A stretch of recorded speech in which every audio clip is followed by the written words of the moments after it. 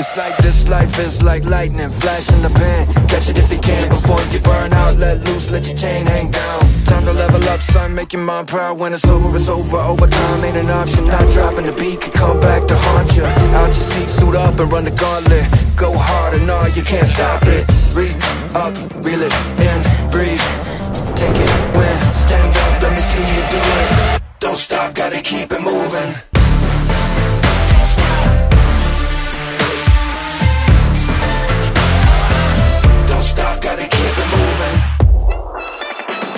Coming in too hard, kid, can't hit the brake. Run, run, running it, come catch a fade. Done with the dummy, real talk all the way. Click on your mommy, dead man of the day. Banging on the beat, round, round, round, shake. Brain on the beat, eating all that cake. Shame about your teeth, grow fang like me. Blame it on a dream, but we're turning up the heat. Reach up, reel it in, breathe. Take it when, stand up, let me see you do it. Don't stop, gotta keep it moving.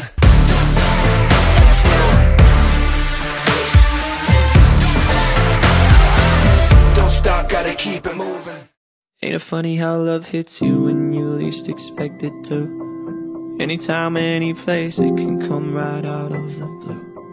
I thought. Well, actually, magkababata kami.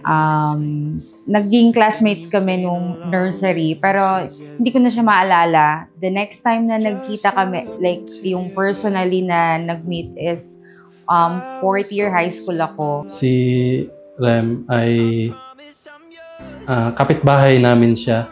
Sa isang community lang kami. Yung mga pinsan niya, mga kaibigan ko, yun, tinutukso-tukso nila kami. Hanggang ako rin na, syempre. One thing about him is napaka-responsable at another is matulungin talaga siya.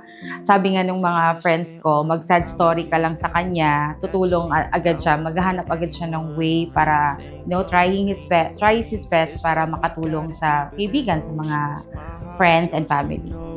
I'll follow you where you're going, 'cause that's where my home is. Just one look into your eyes. Sa ugali niya naman, wala talaga akong masasabi. Siguro sa ugali ko marami siyang masasabi. Pero siya talaga is napakatapang na babae niyan at napaka-maalaga sa amin.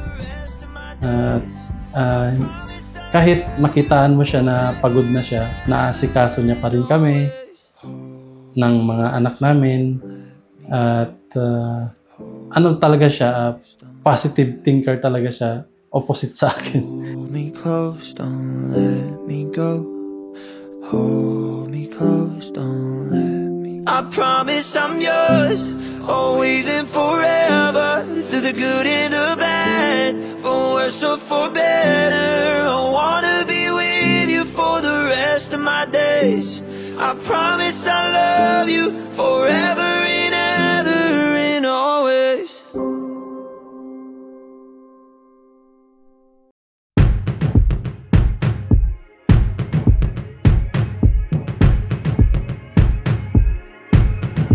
You've got that smile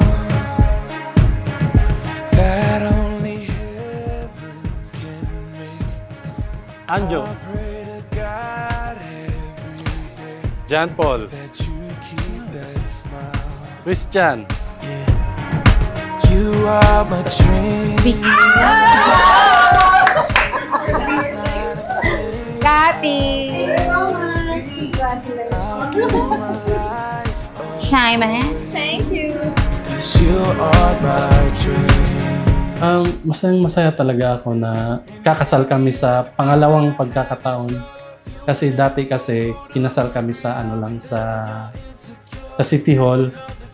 Yun nga, parang gusto ko talaga na ibigay sa kanya yung ganitong klaseng kasal na medyo engrande. Kaya yun, naisipan ko na magpapakasal kami uli sa simbahan na para din na ma-bless din kami sa aming buhay. Napakatapang niya. Nung na-donate niya yung kidney niya sa brother niya, doon ko talaga, napabilib talaga ako sa kanya kasi sino ba naman ang hindi na yung organ mo, idodonate mo sa kapatid niya yan. Siyempre,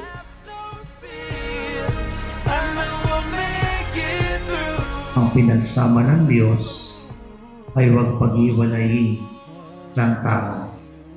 So that is the unity end of marriage. Kaya Michael Tren, ang una niyong ipapangako sa inyong kasal kay maging tapat. One day with the skies falling, I'll be right next to you, right next to you. Nothing will ever between us. alam ko masayang-masaya ka at hinihintay mo tong araw na to. Ito na yon. I love you at asahan mo na andito ako lagi sa'yo. Susuportahan ka parati gaya ng pagsuporta mo sa akin. Hindi ako magbabago at i-improve ko yung self ko para sa ating pamilya.